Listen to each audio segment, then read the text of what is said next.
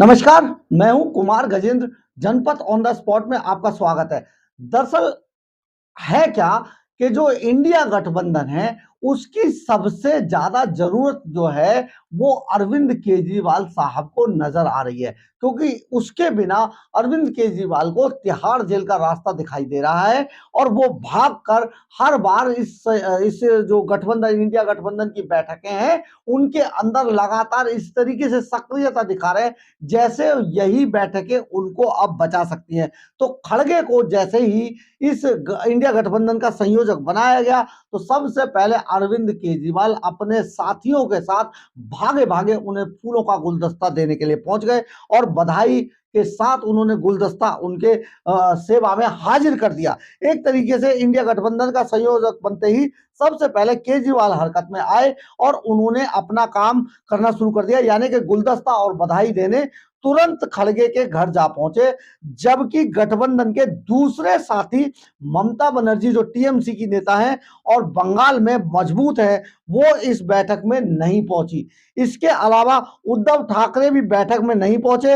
अखिलेश यादव ने भी बैठक से बाहर रहने का ही फैसला किया, वो बाहर थे। नीतीश कुमार ने भी कह दिया कि नॉट इंटरेस्टेड, ये बात नीतीश कुमार की तरफ से कही गई। तो फिर गठबंधन का मतलब किसी को समझ नहीं आ रहा है। लेकिन इस पर केजरीवाल की सोच जिस तरीके से अलग है, जिस तरीके से वो इस पर बार बार बहुत ज्यादा इंटरेस्टेड दिखाई दे रहे हैं, तो ये केजरीवाल आखिर इतने इसमें इंटरेस्ट क्यों दिखा रहे हैं इंडिया गठबंधन में? ऐसा लगता है कि अरविंद केजरीवाल को इंडिया गठबंधन की सबसे ज्यादा जरूरत है, जो केजरीवाल को किसी भी तरीके से किसी भी हाल में गठबंधन में सक्रिय रहकर अपनी भूमिका को सबसे ज्यादा दर्शाना चाहते हैं। दरअसल केजरीवाल राजनीति में बने रहने और ईडी से बचने के लिए कहीं पर भी जाकर गिर सकते हैं, फिर चाहे वो कांग्रेस क्यों ना हो, जिस पर भ्रष्टाचार के आरोप लगा लगाकर वह कभी राजनीति में आए थे।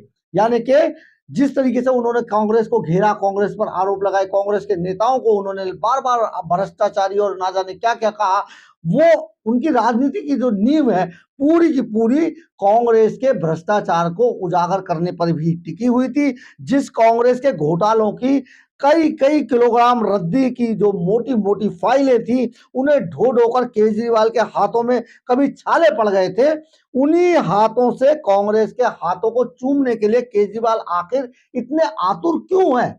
दरअसल है क्या कि केजरीवाल की पूरी राजनीति इमोशनल कार्ड पर टिकी हुई है। यानी कि वो जिस तरीके से इमोशनल कार्ड खेलते हैं, उनकी शुरू से लेकर अब तक की जो पूरी राजनीति है वो इमोशनल कार्ड पर ही टिकी हुई है। अन्ना आंदोलन से लेकर दिल्ली की सत्ता के सिंहासन पर पहुंचने तक केजरीवाल ने इसी कार्ड का बार बार इस्तेमाल किया है। केजरीवाल जब बड़े बड़े घोटालों के मकर जाल में फंस चुके हैं, ईडी उनके पीछे पड़ी है और वह इस बार भी इसी इमोशनल कार्ड का सहारा लेकर इससे उबरना चाहते हैं। राजनीतिक पंडित पंडित बताते हैं कि केजरीवाल गठबंधन बनाकर पूरे देश में अपने इमोशनल और विक्टिम कार्ड का इस्तेमाल करके माहौल बनाने में जुटे हुए हैं। उनकी पूरी पॉलिटिक्स है इस मामले पर कि वो एक ऐसा माहौल पूरे देश के अंदर खड़ा करें कि देखिए सत्ताधारी जो दल है, जो भारतीय जनता पार्टी है, वो किस तरीके से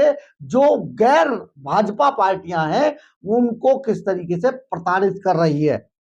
केजरीवाल का गेम प्लान ये है कि जैसे ही ईडी उन्हें दबोचे, दिल्ली और पंजाब में आपके लोग हैं, हंगामा करेंगे। इसके अलावा गठबंधन के अनेक साथी उनके साथ अपने राज्यों में केजरीवाल को गिरफ्तारी का मुद्दा बनाकर हंगामा शुरू कर देंगे, जिससे पूरे देश में यह मैसेज चला जाएगा कि भाजपा किस तरह से अपने विरोधियों को गिरफ्तार कर जेल में डाल रही है।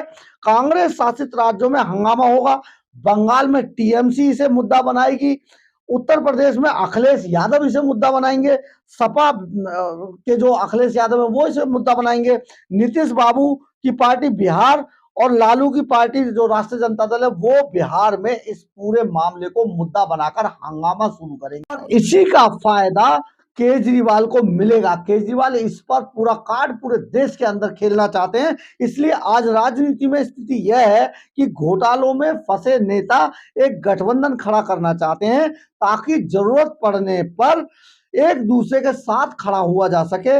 और अगर आप इस नेताओं की हिस्ट्री देखें तो केजरीवाल शराब घोटाले, दवा घोटाला, ट्रांसपोर्ट घोटाला, शीश महल जैसे मामलों में उलझे हुए हैं। ममता बनर्जी पर चिटफंड, राशन वितरण और इसी तरीके के कई मामले उनके ऊपर भी चल रहे हैं।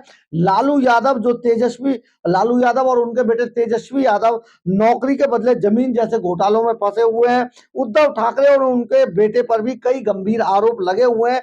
इन नेताओं को गठबंधन का सहारा है, इसलिए ये बार बार गठबंधन का नाम लेते हैं और गठबंधन बनाने के लिए जुटे हुए हैं। लेकिन सबसे ज्यादा उतावलापन जो दिखाई दे रहा है वो दिल्ली के मुख्यमंत्री अरविंद केजरीवाल के अंदर दिखाई दे रहा है। और वो भागकर आज उसी कांग्रेस के हाथों को चूम रहे हैं जिस कांग्रेस के हाथों को वो कभी भ्रष्टाचारी हाथ बताया करते थे।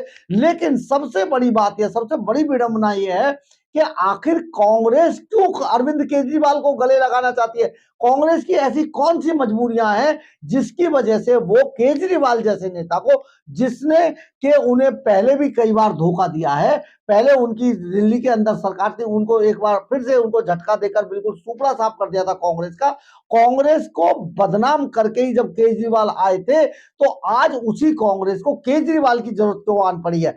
क्योंकि बहुत बड़ी पार्टी है कांग्रेस, पूरे देश के अंदर वो अपने दम पर लड़ सकती है। लेकिन ये समझ नहीं आ रहा किसी को भी कि आखिर कांग्रेस के अंदर चल क्या रहा है, किस तरीके की पॉलिटिक्स कांग्रेस कर रही है। जबकि पूरी कांग्रेस के जो नेता हैं, जो राज्य स्तर पर जो नेता है, वो सब इस बात के विरोध में है कि आम आदमी पार्टी से दूरी बनाई जाए चुनावों में, यही कांग्रेस का भला होने वाला है इसी से।